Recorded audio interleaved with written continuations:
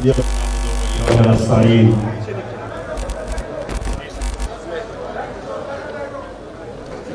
आसिफ आपका शुक्रिया अदा करता हूं कि पहले आप और फिर ये जो आपने बड़ी जेनरस कंट्रीब्यूशन दी शौकत खानम को, मैं दोनों के लिए आपका शुक्रिया अदा करता हूं। मैं सियालकोट बार आपका शुक्रिया अदा करता हूं कि आपने मेरी इज्जत की, मुझे ऐसा इस्तकबाल दिया, मैं आपका शुक्रिया अदा भी करता हूं।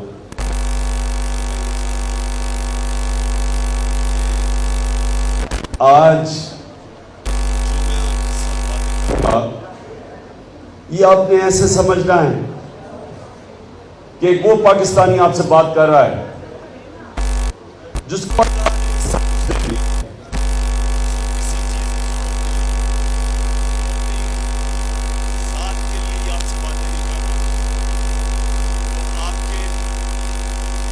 आपके बच्चों के मुस्तकबिल के लिए आज मैडम कैमरे लगे में आगे देखें, आसिम ने भी बात की रूल ऑफ लॉ, आगे मैं निकाल लूंगी क्योंकि मुझे मौका मिला कैमरों के आगे क्रिकेट की वजह से, और फिर मैंने यूनिवर्सिटी बरतानिया में बड़ी यंग उम्र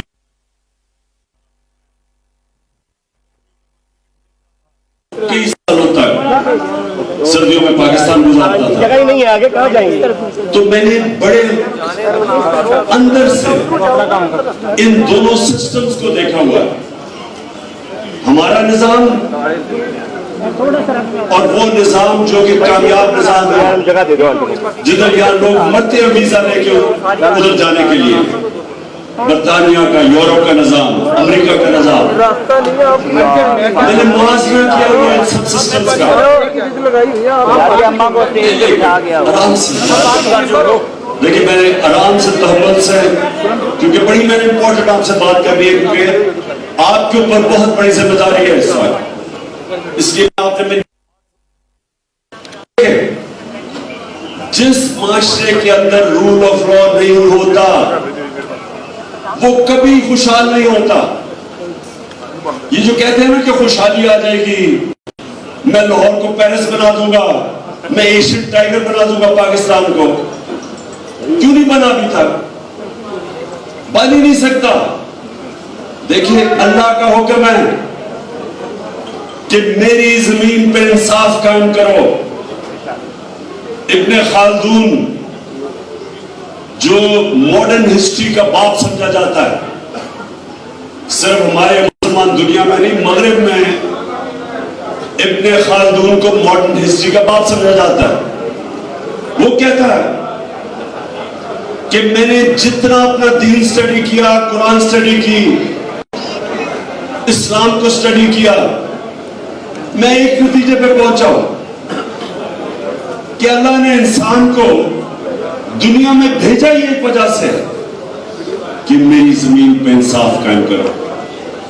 यानी कि एक इंसानी माशरे और जानवरों के माशरे में सबसे बड़ा फर्क यह है कि जानवरों में इंसाफ नहीं होता और एक असल इंसानी माशरे में इंसाफ होता है। और इंसाफ अल्लाह का हुक्म है, और अल्लाह का हुक्म है हमारी बेहतरी के लिए। तो उसका मतलब यह कि जब आप इंसाफ कायम करते हैं, आप अपनी बेहतरी करते हैं। तो आज आप बुकला खड़े हैं सब यहां, आपको हैरत होगी ये चीज सुन के कि मुसलमान दुनिया, इसकी बुनियाद रखी गई थी मदीना की रियासत में। दुनिया के सबसे अजीम लीडर हमारे नबी सल्लल्लाहु अलैहि वसल्लम ने, तो सबसे पहले चीज क्या उन्होंने एस्टैब्लिश की थी? अदल और इंसाफ। सबसे पहले जो बुनियाद रखी गई थी पहले इस्लामी रियासत की, वो इंसाफ पर रखी गई थी, और रूल ऑफ लॉ। और रूल ऑफ लॉ का मतलब यह होता है कि कोई कानून से ऊपर नहीं है। उन्होंने कहा मेरी बेटी भी अगर चोरी करेगी उसको सजा मिलेगी, और सबसे पहली जो लाडली बेटी उसका नाम लिया, और उन्होंने कहा कि तुम्हारे से पहले बड़ी कौमें तबाह हुई, जिधर कमजोर के लिए एक कानून, छोटा चोर चोरी करे तो जेल में, और बड़ा चोर डाका मारे तो उसको एनआरओ मिल जाए, यानी उसको पकड़ा ना जाए। सुने प्लीज, देखें तो बाद में तकरीर ना रहे, लेकिन ये बड़ा इंपॉर्टेंट है आपके लिए सुनना, क्योंकि आपका मुल्क, हमारा मुल्क आज उधर खड़ा है, दो राहों में खड़ा हो गया है। एक तरफ तबाही है और एक तरफ जद्दोजहद है उस पाकिस्तान की जिसके लिए बना था, जो इस शहर का अजीम ज़हन डॉक्टर इलामा इकबाल ने जो तस्वर दिया था पाकिस्तान का। अब दो तरफ है, या आप इधर जाएंगे, ये चोरों का टोला जो ऊपर मुसल्लत किया गया है, 60% कैबिनेट जमानत पे है, प्राइम मिनिस्टर को सजा होने वाली थी, अंडर ट्रायल था वो और उसका बेटा, 16 अरब के केस पे FIA के जो नौकरों के नाम पे चोरी का पैसा नौकरों के नाम पे आया, सजा होने वाली थी उसको। राना सुनाउल्लाह का इसका अपना वजीर कहता है वो आबिद जैन शेर अली का बाप के ये इसने 18 कत्ल किए, वो इंटीरियर मिनिस्टर है। उधर जो लंदन में बैठा मफरूर और कन्विक्टेड मुजरिम, वो फैसले कर रहे हैं मुल्क के। उधर तंजनाता पैरा आसर जरदारी जो सारी दुनिया उसको 10% यानी चोर समझती है, वो कैसे मुल्क की क्या फ्यूचर हो सकती है? अगर ये मुल्क के ऊपर बैठ गए और हम ये समझें कि हम जनाब अपने यहाँ काम करते रहेंगे और मुल्क बच जाएगा, हम पाकिस्तान के नारे मारते रहे, कोई फ्यूचर नहीं है इस मुल्क का।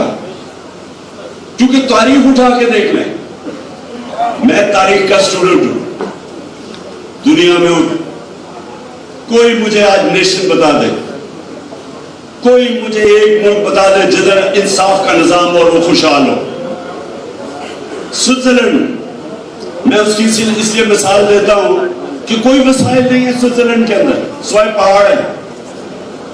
यहां के आपके नॉर्दर्न एरियाज, गिलगित बल्तिस्तान, उससे कई कई कई दुर्जा ज्यादा खूबसूरत इलाका है, दुगना है स्विट्जरलैंड से, लेकिन वो सबसे खुशहाल मुल्क है, क्योंकि रूल ऑफ लॉ इंडेक्स के अंदर स्विट्जरलैंड 99.9% है कि रूल ऑफ लॉ है वहां।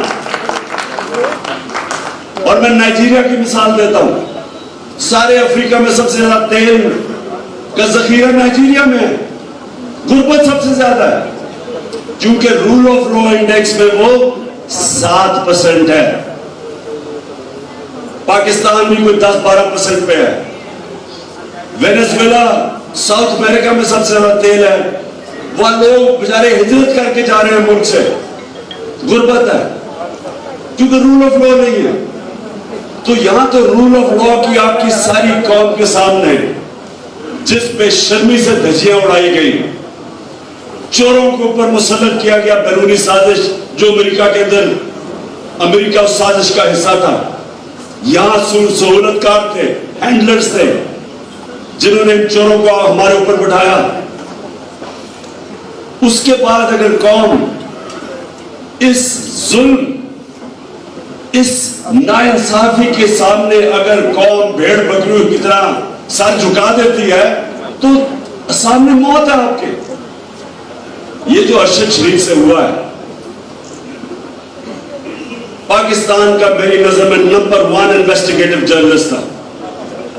वो आदमी जो सिर्फ और सिर्फ मुल्क के लिए खड़ा था, राय हक पे खड़ा होता था, कई दफा गलत भी होता है, लेकिन वो अपने जमीर के मुताबिक राय हक पे खड़ा था, मुल्क के लिए खड़ा था।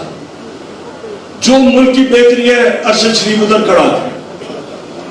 कोई उसका दुश्मन भी नहीं कह सकता था कि वो कभी अपने जमीर का सौदा करता था। बाज़मीर एक वो जर्नलिस्ट, सहाफत जो मुल्क का असासा होती है, ऐसे सहाफी मुल्कों का असासा होते हैं कि मुल्कों के ओपिनियन मेकर्स बन जाते हैं, क्रेडिबिलिटी है। क्यों इतना गम है आज? मैंने कभी पाकिस्तान में किसी सहाफी के इस तरह, और भी सहाफी कत्ल हुए हैं पाकिस्तान में, लेकिन मैंने कभी इस तरह का रंज और दुख पाकिस्तान में नहीं देखा, और गुस्सा जो अरशद शरीफ पे हुआ, क्योंकि सारा पाकिस्तान जानता था, इसके मुखालिफ भी जानते थे कि वो एक दलेर, ना डर, एक सच्चा एक मुहिब वतन पाकिस्तानी था और उसने जान अपनी दी और शहादत ली।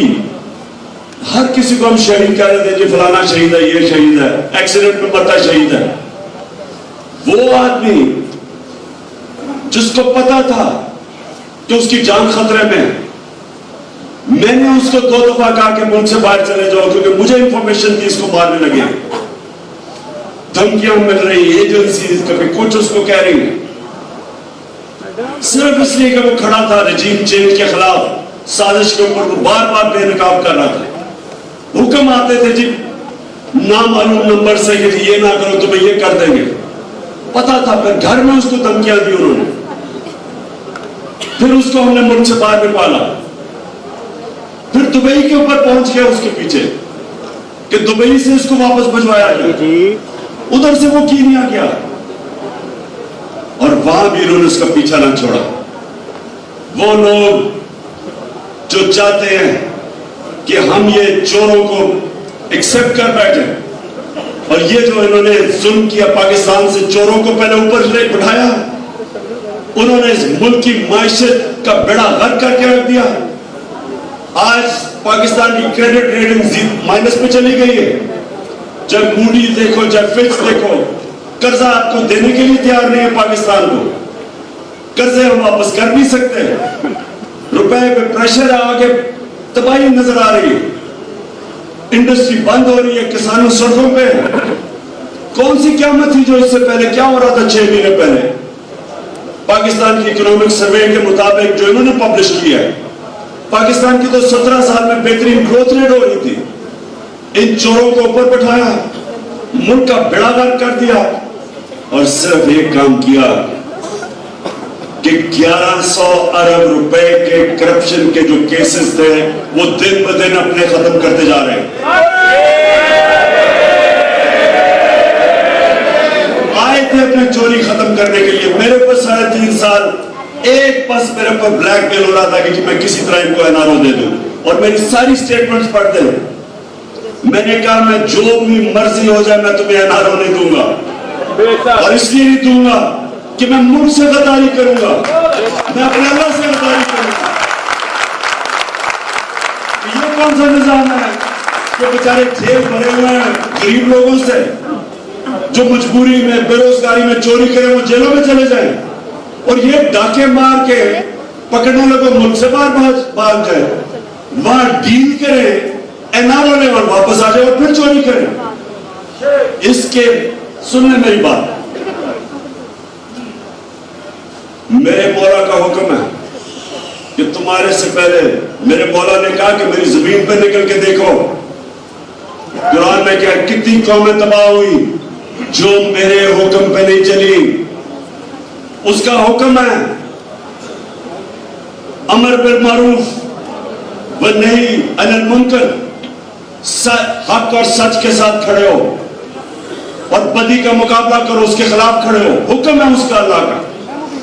कहीं उसने नहीं कहा अरे बस बस बस बस, कहीं उसने नहीं कहा कि जी मैं आप न्यूट्रल रह लो। न्यूट्रल रहने की इजाजत नहीं दी उसने किसी को, या एक तरफ खड़े हो या जाओ चोरों के साथ। और हमें यहां कहा गया कि जी हम न्यूट्रल हैं, ताकत आपके पास है और हम न्यूट्रल हैं। ये इस तरह है कि आपके घर ये बिल्कुल वैसे है कि मेरे घर पे डाका पड़ जाए और चौकीदार कहे जी मैं न्यूट्रल हूं, मैं कुछ नहीं कर सकता। उनके ऊपर डाकुओं को बिठा के और कहें जी हम तो जी न्यूट्रल हैं। इसलिए मेरी कौम सुन लो, ये मौका, ये आप इस बार मेरी कौम ने अगर इस जुल्म के सामने ना खड़ी, ये आपकी बर्बादी है। मैं परसों से कदम बढ़ा रहा हूं। देखिए, जो चीज अल्लाह कुरान में कहता है, जो मेरे नबी सल्लल्लाहु अलैहि वसल्लम जितनी भी उनकी सुन्नत है वो चलते फिरते कुरान थे। कुरान के अंदर वाज़ेह एक चीज अल्लाह ने इंसान को कहा है कि जुल्म और नाइंसाफी का मुकाबला करो, उसको जिहाद कहते हैं। सारे अल्लाह के पैगंबर, जो भी अल्लाह ने पैगंबर भेजा, वो सारे जुल्म के सामने खड़े हुए थे। हजरत मूसा फिरौन के सामने, हजरत इब्राहिम नमरूद के सामने, हजरत ईसा रोमन इंपीरियलिज्म और यहूदी एलीट के सामने खड़े हुए थे, आम आदमी के लिए खड़े हुए थे। नबी सल्लल्लाहु अलैहि वसल्लम कुरैश के कुफार के सामने खड़े हुए थे। उनको जब उन्होंने फ्रीडम ऑफ स्पीच रोकी और उनके ऊपर जुल्म किया, हिजरत की उन्होंने, उनके सामने सर नहीं झुकाया। कोई भी जो अल्लाह का पैगंबर आया वो हमेशा राह हक पे खड़ा हुआ है। जो अल्लाह के वली आए हैं, उसके बाद पैगंबर तो आखिरी हमारे नबी थे, उसके बाद जो अल्लाह के वली, या सारे हिंदुस्तान में देख लें, एक से एक बड़े बुजुर्ग थे। दाता साहब से ले मियां मीर साहब, हजरत बाबा बुल्ले शाह, जो ले लें, हमारे पाकपटन के बाबा फरीद, ये सारे जो थे राय हक के मुसाफिर थे। सारे अल्लाह के लिए खड़े थे, राय हक के लिए, इंसाफ के लिए सारे खड़े थे। तो हुक्म अल्लाह का, जहाद का क्यों उसने कहा है कि जुल्म के सामने खड़े हो? आपकी बेहतरी के लिए, अल्लाह को तो कोई फायदा नहीं पहुंचा सकता। बरतानिया के अंदर सुने, मैं आपको बताऊं जिंदा माशरा क्या होता है। बरतानिया ने अटैक किया अमेरिका के साथ मिलकर इराक, तेल का जंग थी सारी इराक में, दुनिया में दूसरे नंबर पे तेल के जखीरे, जंग तेल की थी। फायदा होना था अमेरिकी ऑयल कंपनीज और बरतानिया की ऑयल कंपनीज को। ये जरा सुने, 20 लाख लोग बरतानिया में सड़कों पे निकले कि ये नाइंसाफी है, जंग के खिलाफ निकले, हालांकि फायदा होना था उनको। ये होता है जिंदा माशरा। जब माशरा राय हक पे खड़ा होता है, वो जिंदा हो जाता है। जब ये आप इस तरह के जुल्म जो अशरफ शरीफ से हुआ, जो आजम स्वाति 75 साल का सेनेटर, एक ट्वीट कर दी उसने, कौन सा आसमान फट गया था, उसको नंगा करके 75 साल के आदमी को नामालूम अफराद नंगा करके उन्होंने उसको पर तशद्दुद किया। शहबाज गिल, उसको उन्होंने 2 दिन बंद करके जिस तरह का तशद्दुद किया, और मुझे अभी भी नहीं समझ आती है नंगा क्यों कर देते हैं सबको। ये कितने बेशर्म लोग हैं कि सिर्फ इंसान को जलील करने के लिए। ये हमारे आइन के अंदर है। हमारा आइन इंसान की डिग्निटी को प्रोटेक्ट करता है। ये आइन की वायलेशन करते हैं और डरते हैं सारे इनसे, को पूछता कोई नहीं है। नामालूम नंबर से टेलीफोन आ जाता है, जी ये नहीं करोगे तो हम ये कर देंगे। और ये बिल्कुल वही है कि मैं मिसाल देता हूं, ये अफ्रीकन बफलो की, अफ्रीकी जो भैंस है, हजारों में खड़े होते हैं, 5-10 शेर उनके ऊपर हमला करते, भागना शुरू कर देते हैं। वो एक को पकड़ के 5-6 शेर खा जाते हैं। वो सबसे तगड़ा जानवर है अफ्रीकी बफलो। वो क्योंकि डराते हैं, वो अपनी जान बचा के सारे भागना शुरू हो जाते हैं। वो सारे खड़े हो जाए, वो शेरों की मजाल है उनके करीब जा सके, लेकिन अपनी जान बचाते हैं, खुद गर्ज हैं, बुज़दिल हैं। ये हमारे से हो रहा है। ये जनाब नामालूम नंबर से टेलीफोन आता है, वो सारे डर जाते हैं। सोशल मीडिया के लोग उनको पकड़ लेते हैं। मीडिया चैनल्स को टेलीफोन जाता है। मुझे ये नहीं समझ आया चैनल्स को क्यों टेलीफोन किया था, क्यों चैनल्स को टेलीफोन किया था कि अरशद शरीफ को, इसकी कहानी को दबाओ, क्यों किया था? ये सबसे बड़ा अलमिया इस मुल्क का कि ये थोड़े से लोग डरा धमका के लोगों को डरा देते हैं और उसके बाद मुल्क पे हर किस्म का जुल्म करते हैं। तो मैं ये जो निकल रहा हूं, ये मार्च नहीं है ये इनकलाब है। मैं इस मुल्क को कभी भी एक्सेप्ट नहीं करूंगा इन चोरों को हमारे ऊपर। और मैं आप सबसे जो मुद्दा कम्युनिटी है, देखिए आपके ऊपर अल्लाह ने, देखिए कुरान में जो हमारी जजमेंट होगी ना आखिरत में, वो होगी जितना इंसान को अल्लाह देता है, नेमते बख्शता है, उतना ही बड़ा इम्तिहान डाल देता है। हम सब की जजमेंट होगी कि उसने हमें दिया क्या। आपको कानून दिया उसने, आपके ऊपर जिम्मेदारी डाली है कि आप सबसे ज्यादा इंसाफ के लिए खड़े हो। आपके ऊपर जिम्मेदारी है। और मैं इसलिए अपने सारे वकला हर जगह जा रहा हूं, अपने वकला को तैयार कर रहा हूं कि आपने आप अपनी जिम्मेदारी निभानी है। हमारे ऊपर दूसरे दिन में केस हो जाता है, मेरे ऊपर पता नहीं कितने FIR काट गई है, कभी वो अरेस्ट करने आ जाते हैं डराने के लिए, जो मर्जी करेंगे। हमारे अंदर जिस वक्त वो जज्बा आ गया कि एक हम वो भैंसों की तरह भागेंगे नहीं, खौफ से किसी को पीछे छोड़ जाएंगे ताकि खा जाए। एक हमारे शहरी से नाइंसाफी हुई, सारी कौम उसके साथ खड़ी होगी।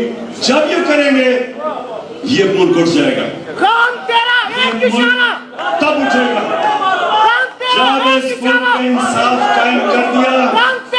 इसमें खुशहाली भी आ जाएगी, इसमें खुशहाली भी तब आएगी।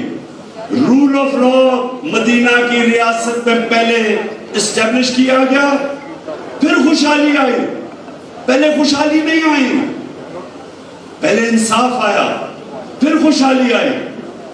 जो भी मुल्क आपके सामने, स्विट्जरलैंड, स्कैंडिनेविया, ये आपके सामने मुल्क, इनकी मिसालें जायदाद और पाकिस्तानी रहते हैं, पूछे उनसे।